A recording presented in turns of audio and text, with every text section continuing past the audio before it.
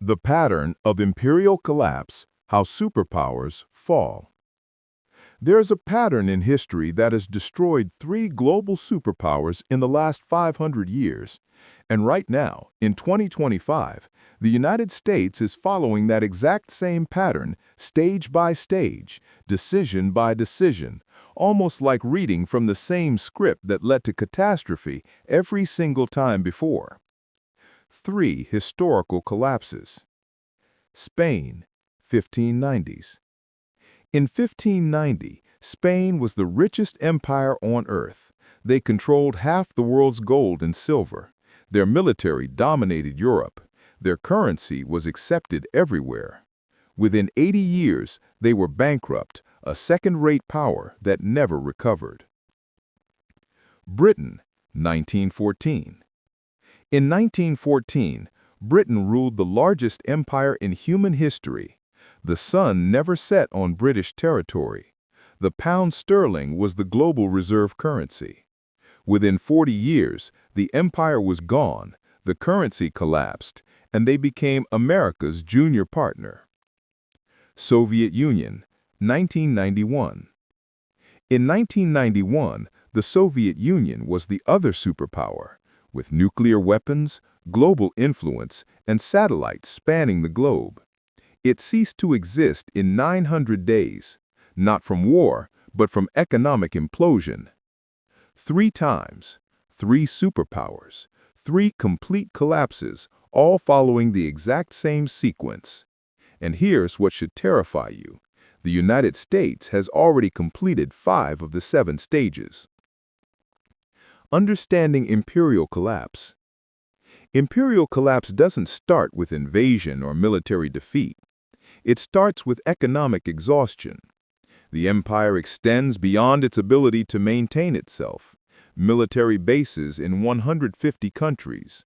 Wars on multiple fronts. Promises it cannot keep. Debts it cannot repay. At first, the decline is invisible. The currency still works, the military still wins battles, the government still makes promises. But beneath the surface, the foundation is cracking. Resources are misallocated. Productive capacity shrinks. The best and brightest leave. Then comes the acceleration. Allies start hedging. Enemies test boundaries. Trade partners seek alternatives.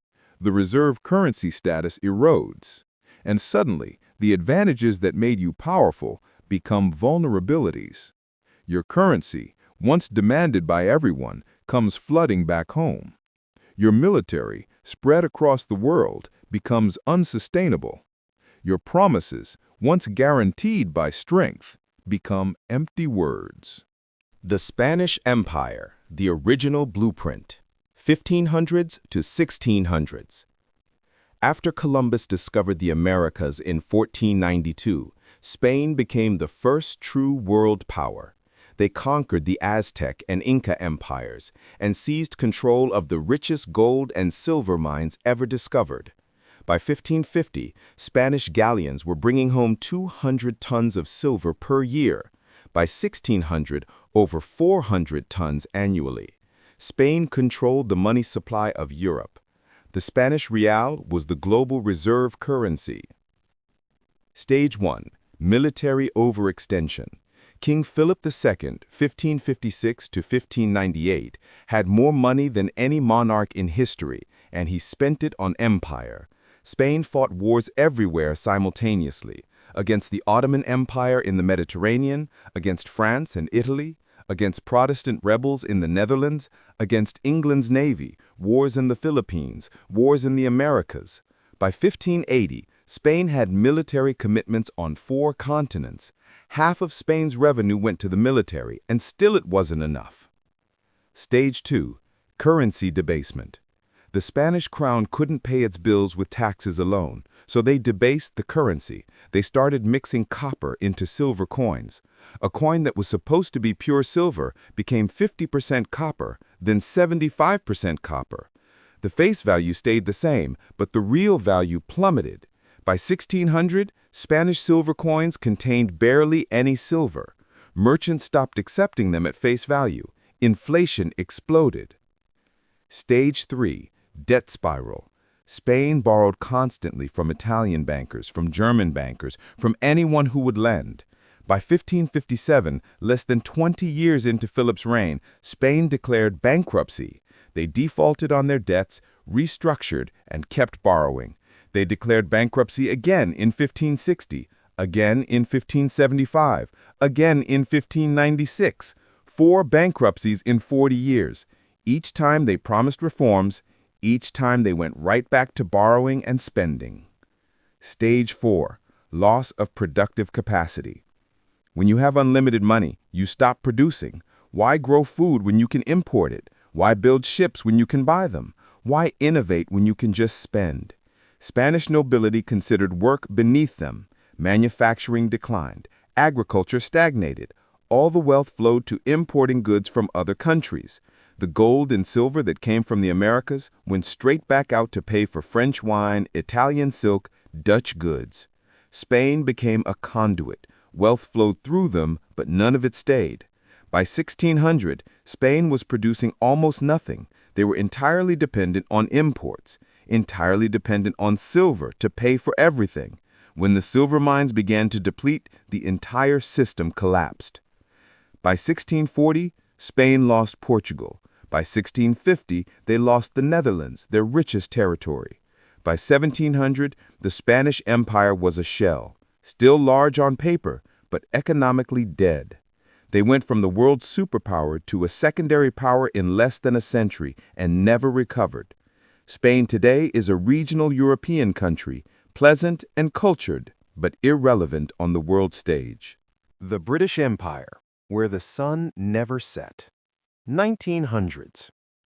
At its peak, Britain controlled 25% of the world's land surface with 400 million subjects. The pound sterling was the global reserve currency. Every major trade contract was denominated in pounds. Every central bank held British bonds. London was the financial center of the world. And just like Spain 300 years earlier, they believed it was permanent. Stage 1. Military overextension. By 1900, Britain had military commitments everywhere. India, Africa, the Middle East, China, the Pacific, the Caribbean. They had to defend territory on 6 continents. When World War I started in 1914, Britain faced a choice: stay neutral and let Europe destroy itself, or jump in and bankrupt the empire to win. They chose to fight.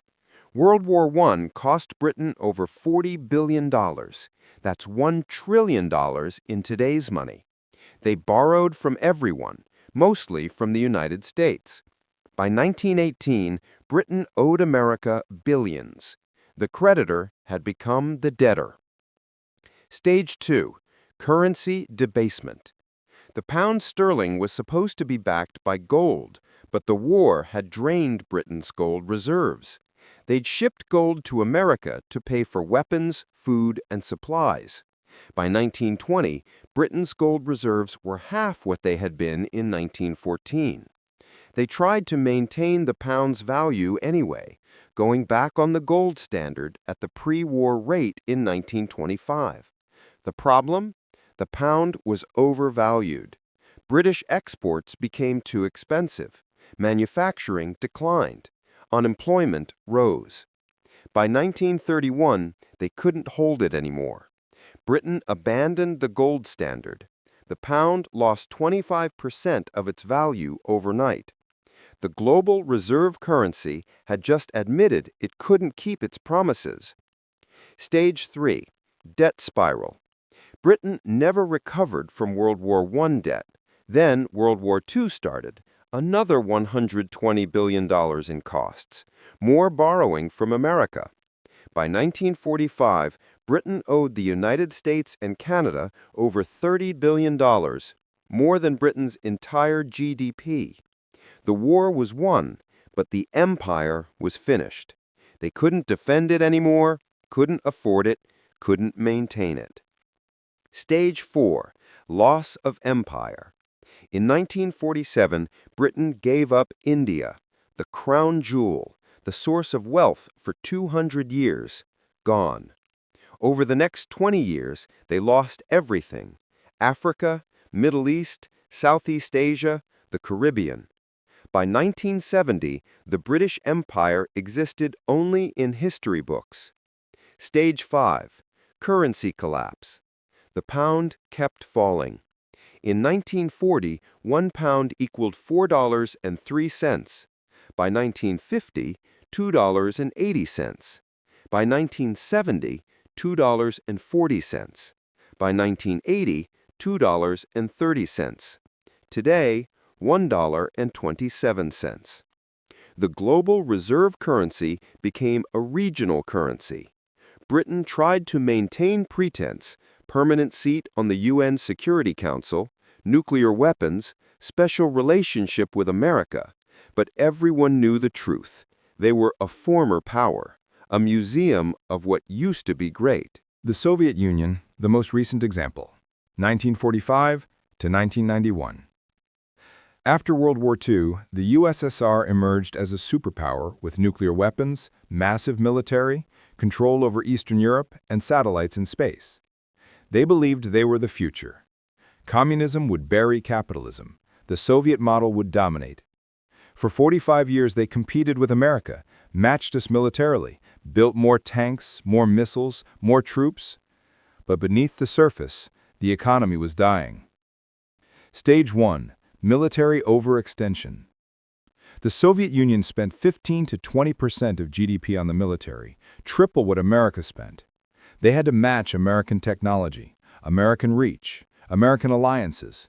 But their economy was a fraction of the size. They were in Afghanistan, propping up Cuba, supporting Syria, Vietnam, North Korea, Angola, Ethiopia. Everywhere America had influence, they had to counter. The cost was unsustainable. Stage 2. Economic stagnation. The Soviet economy stopped growing in the 1970s. Oil revenue kept them afloat, but nothing else worked. Factories produced junk, farms failed, technology fell decades behind. By the 1980s, the Soviet Union was importing grain. A country with some of the best farmland on Earth couldn't feed itself. Why? Because central planning doesn't work. Because innovation dies under control. Because no one produces when there's no incentive. Stage 3. Currency collapse. The ruble was never a real currency. It couldn't be exchanged internationally. Even Soviet citizens didn't trust it. They used dollars when they could get them. The government had to buy foreign goods with gold and oil because nobody wanted rubles. By 1985, oil prices dropped. Soviet gold reserves were depleting. They were running out of real money. Stage 4. Loss of empire. In 1989, the Berlin Wall fell. Eastern Europe left. Poland, Hungary, Czechoslovakia, Romania, East Germany, gone in a year. The satellites that gave the Soviet Union strategic depth vanished. The Soviet government couldn't stop it. They were broke. Stage 5. Complete collapse. On December 26, 1991, the Soviet Union ceased to exist. 900 days from Berlin Wall to complete dissolution. No war, no invasion, just economic implosion. The military couldn't be paid. The government couldn't function. The ruble became worthless. A superpower with 30,000 nuclear weapons collapsed from internal economic failure. The United States is following the same pattern, stage by stage. Stage 1. Military overextension. Check. The United States has over 750 military bases in 80 countries. We have troops in 150 countries. We're committed to defending Europe through NATO, defending Japan, South Korea, the Philippines, fighting in the Middle East, countering China, countering Russia. Our military budget is $850 billion annually, more than the next 10 countries combined. And it's not enough. We're stretched thin. Equipment is aging. Recruitment is down. If China invades Taiwan, If Russia pushes into NATO territory, if Iran closes the Persian Gulf, we can't respond to all of it simultaneously. We're overextended, just like Spain, just like Britain, just like the USSR. Stage 2. Currency debasement. Check. In 1971, Nixon closed the gold window. The dollar became pure fiat currency. Since 2000, the money supply has increased 400%. Since 2020, we've printed over $6 trillion. The dollar has lost 98% of its purchasing power since 1971. We're not mixing copper into silver coins. We're just printing unlimited paper. The mechanism is different. The result is the same: debasement. Stage 3. Debt spiral. Check. The United States owes $36 trillion. That's 120% of GDP. Interest payments alone are approaching $1 billion per year. We're spending more on interest than on defense. We run deficits every year, $1.8 trillion in 2024 in a growing economy during peacetime. We borrowed to pay interest on previous borrowing. That's the definition of a debt spiral. Spain defaulted 4 times. Britain borrowed until it collapsed. The USSR ran out of money. We're on the same path. Stage 4. Loss of productive capacity. Check. America doesn't make things anymore. We design, we finance, we consume, but we don't produce. Our manufacturing base has been gutted, shipped to China, Mexico, Vietnam. We import $800 billion more than we export annually. We're dependent on foreign supply chains for everything: medicine, electronics, steel, even military components. Just like Spain became dependent on imports while the silver flowed out, we're dependent on imports while dollars flow out. And just like Spain, when the money stops flowing, we're in trouble. Stage 5. Social decay. Check. Trust in institutions is at all-time lows. Crime is rising. Homelessness is exploding. Drug overdoses kill 100,000 Americans annually. The best and brightest are leaving or checking out. Fertility rates are collapsing. Political dysfunction is total. We can't agree on anything, can't fix anything, can't build anything. The signs of decay are everywhere, but everyone pretends it's fine. It's not fine. The final 2 stages. We're on stage 5 of 7. The Soviet Union made it to stage 5 before complete collapse. So did Britain. Spain lasted longer, but the pattern is the same. Stage 6. Loss of reserve currency status. This is when allies start diversifying, when trade moves to other currencies, when the dollar comes flooding back home because no one needs to hold it anymore. We're seeing early signs. BRICS nations developing alternatives, central banks buying gold, China and Russia trading in yuan and rubles, Saudi Arabia accepting yuan for oil. The cracks are forming. Stage 7. Collapse. Not gradual decline, but sudden implosion. The Soviet Union went from superpower to non-existent in 900 days. Britain lost the empire in 20 years. Spain took longer, but the result was the same. When the reserve currency fails, when the debt becomes impossible, when the military can't be funded, it doesn't decline gracefully. It collapses quickly, brutally, and everyone who thought it couldn't happen here learns the same lesson every empire learns. It can, and it does. The inescapable pattern. 3 empires followed this pattern: Spain, Britain, the USSR. Each believed they were exceptional. Each believed they were different. Each believed the rules didn't apply to them. They were wrong every single time. We're telling ourselves the same lies right now. We're different. We have technology. We have the dollar. We're America. But the pattern doesn't care about exceptionalism. The pattern is mathematical. You cannot spend beyond your means forever. You cannot maintain empire without productive capacity. You cannot debase your currency without consequences. You cannot avoid stages 6 and 7 once you've completed 1 through 5. The sequence is locked in. The only question is timing. Maybe we have 10 years, maybe 5, maybe less. But the pattern says collapse is coming. And when it comes, it won't be slow. It'll be sudden. A currency crisis that triggers a debt crisis that triggers a political crisis. Overnight, the superpower becomes a cautionary tale. The reserve currency becomes a regional currency. The empire becomes a memory. Since 2020, we've accelerated every stage, printed more money, increased more debt, extended military commitments, hollowed out production, fractured society. We're not walking the path anymore. We're sprinting down it, and the end is visible if you know the pattern.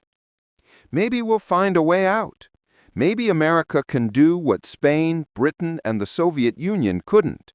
Maybe we'll reform, rebuild, restore. Maybe this time really is different. But the pattern says otherwise. The math says otherwise. And history, which has watched empires die the same way over and over, says we're about to learn the lesson the hard way.